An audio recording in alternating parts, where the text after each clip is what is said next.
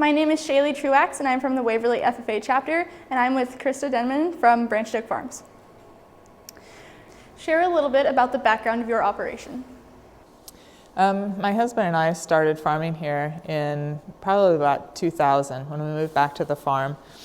And at that point, we were just farming on 80 acres. We had some hens and some pastured poultry, and we had some cows that were running with the neighbor's beef herd who'd rented the pasture. And we started growing our operation when our friends and neighbors would ask for extra eggs or if we had any extra grass-fed beef. And so I feel like we grew our operation by following the market pull and providing things that customers wanted. So from there, those people, as we expanded our egg and beef part of our business, those customers then started asking for fresh milk. And that's when we got our first 2 dairy cows and started milking. So then that lasted until 2006. And in the meantime, we learned how to make cheese and formed a partnership and built a creamery here on the farm that we then used as a cooperative cheese production facility. What is your philosophy behind your farm? Well, I think the biggest philosophy, if we have one, is we want to eat well and we want to know where our food comes from. And so that drives everything we do. It drives knowing where we get our ingredients for our cheese. It drives where we get our feed for our cows. And I feel really fortunate that we are part of a vibrant food community that provides us with almost everything we need right here in Nebraska. What livestock do you raise? We raise certified organic Jersey cows and Jersey crosses. We chose them for milk production, not because of their high production, but because of their protein and fat ratios for the kinds of cheeses that we want to make. What considerations go into your livestock selection? Well, my husband would be better suited to talk about what we choose for genetically in our herd. We have quite a few New Zealand genetics in our herd because they are choosing for animals who are really thrifty and can produce milk on grass. We had also been milking once a day, and so we were choosing animals that could maintain their body frame and produce and not have health problems while only being milked once a day. Will you share a little more about your rotational grazing system? So we use management-intensive rotational grazing here on the farm, and our whole farm is set up in a series of almost 30 different paddocks, and we can move the cows from any one paddock to another at any time based on herd size, based on rainfall, the forage that's out there. And we really see a lot of improvement in the grass. This is based on a traditional system of when there were no fences and there were herds of bison moving across the prairies, and they would come in and graze heavily and then they would move on. And so that grass that was left then was forced to regenerate, so it had good root system and it was able to grow in all kinds of different weather. Then after a rest period the bison would be moving back through and would eat it again. So we're trying to mimic the natural system of how the grass coexist with herbivores. For what reasons might an individual prefer grass-fed beef? There's a lot of upcoming research about the health benefits of grass-fed beef and the presence of omega-3s versus the content of omega-6 in the meat. It also tends to be a lower fat product. Now, some people prefer the corn-fed option, and I think that's what the market economy is all about. We are free to choose what products that we prefer. And here in Nebraska, both are pretty readily available. The customers that come to us, they are looking for grass-fed beef for perceived health benefits and also some of them are conscious objectors to how they perceive animals being treated in feed yards. What is your milking procedure? Well, everything starts out in the pasture. So our milking procedure is just an extension of the health of the cows. And the cows are eating 95% grass and forage. When they come into the barn, then they come in. They're only in here for less than 30 minutes a day before they go back out in the pasture. During the summer, when we're actively rotating them around, they get moved onto a different paddock every 12 hours after we milk. So we've gone to milking twice a day now. And so they're always being moved onto fresh grass. The advantage of this system is that they are out in the sunlight and they are depositing their manure and they are harvesting their own feed as much as possible. When they come in the barn, they get a little bit of grain ration so that they can get their minerals and salt. And we make sure that they're healthy. What does the cheese making process entail? Well, again, the cheese making process all starts out in the pasture with the health of the cows.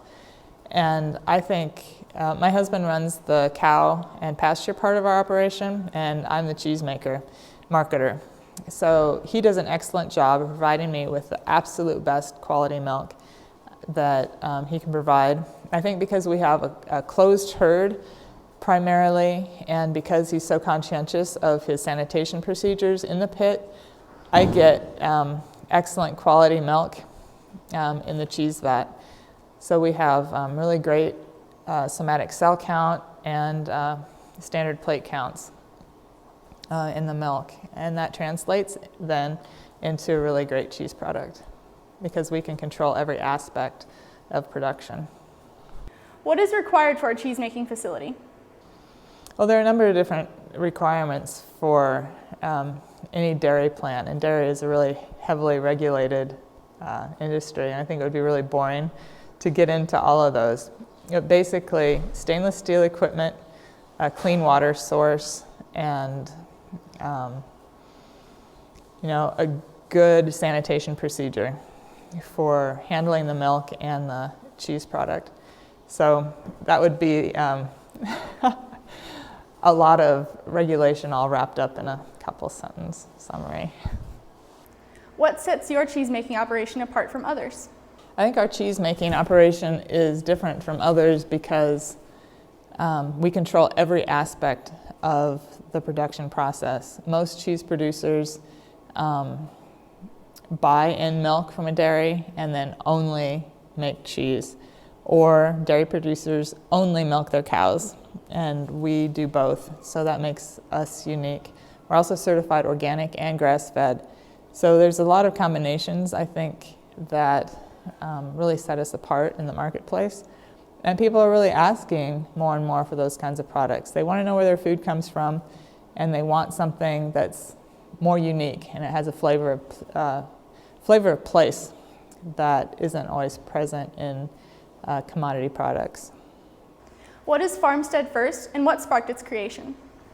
Farmstead First was a way for us to start a partnership and create a cooperative production marketing business. So the cooperative production, the facility, there were 2 cheesemakers that were using the facility when we started, and we have hosted, I think, 4 others over the years who are small dairy farmers wanting to get into cheese production. And so they had the opportunity to come and shadow us for a time, make cheese. And that was actually us repaying our debt to other cheesemakers when we were starting to learn. We had a lot of great experiences with other farmstead cheesemakers who were open to talking to us about their operations and hosted us for visits. And so I feel like turnaround was fair play, and we were able to pay back a lot of the hospitality that we received from other cheesemakers. At Farmstead First continued to grow and change, and we outgrew the partnership. And so now it's the cheese production arm of Branched Oak Farm. And the other producer that was here now has her own cheese plant and is producing under her own label. Do you do all the work yourself, or do you hire help? We have an internship program here on the farm, so where we are doing the work primarily ourselves, there are a number of entrepreneurs here on the farm who are also doing small ag projects. There are 2 young women doing a garden. There's one young woman who's in charge of the hog operation. There's a young man who's doing a duck project this summer. They all have their own entrepreneurial project, and then they're responsible for working here a certain number of hours during the month. So it's kind of a farm community. What are your typical markets? We started marketing primarily through farmers markets in the Lincoln and Omaha area, and I would say Lincoln and Omaha are still our primary where our customer base is, but we've started shipping cheese now into specialty markets across the country. How are you and your farm involved in the community? We host a lot of different events here on the farm. Later today we're going to have a group of emerging culinary students from Omaha high schools coming, and they're going to be milking cows and working in the garden and stretching mozzarella and then making dinner for the group. We've also hosted farm to fork events where people come and eat meals here on the farm. And I think we do farm tours and other beer and cheese events. So I think we participate in the community primarily through the food venue. Anytime that we have an opportunity to participate in a good meal, I think that's the primary motivation for what we do. What is the most challenging thing about your farm? I think the most challenging thing here is just how many different things there are to do, where it's really hard to keep all the balls in the air sometimes. You have to keep track of so many different things all the time. And as we grow our business, I suppose every growing business will say that they have to work on communication and devise systems to make things work well. Which aspect of your farm are you most passionate about? I would say the quality of the food we produce is what I'm most passionate about, and that's what gets me out of bed at 3:30 or 4:30 or 5:30, whatever it is, on those days when I have to get started so I can make it to my boys' ball games or the dentist or whatever else that I have on life's daily agenda. But that's really what keeps me going. Is it makes me happy to know that I'm producing something beautiful and that it makes other people happy. How do you see farming conditions changing in the future?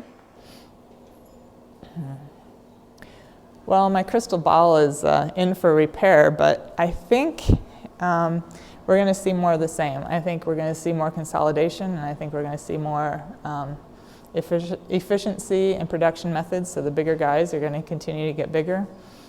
But I think there's going to be a continued growth in the small farm sector where there are value-added enterprises, and I think people are just looking for something different. So we're going to see more of both, and the middle guy, I think, is going to continue to get squeezed out. How do you define sustainable agriculture? I think sustainable agriculture always has 3 facets. It has the economic part, because if you're doing something where you can't make a living, well, that's really tough. There's also the social factor, so you're being part of your community. And then there's the environmental factor. So all 3 of those have to be in balance. And you can't be selling out the environment in order to make your economic leg of your stool longer and stronger, because then you're going to create imbalance and your stool is going to topple over. What things are you doing on your farm that you would describe as sustainable? I think the things we do here that are sustainable have to do with the animals, and that they are really well cared for, and that they are eating grass and they're in a natural system. They're herbivore, they're eating grass, they're making milk. They're converting sunlight and cellulose into a product that we as humans can then use. I can't survive on sunlight or by eating a lot of grass, but the cows make that part of the food chain possible. And I think that's the really sustainable part of our system. What could you or do you intend to change to become more sustainable? I think we're going to become better stewards of our water management.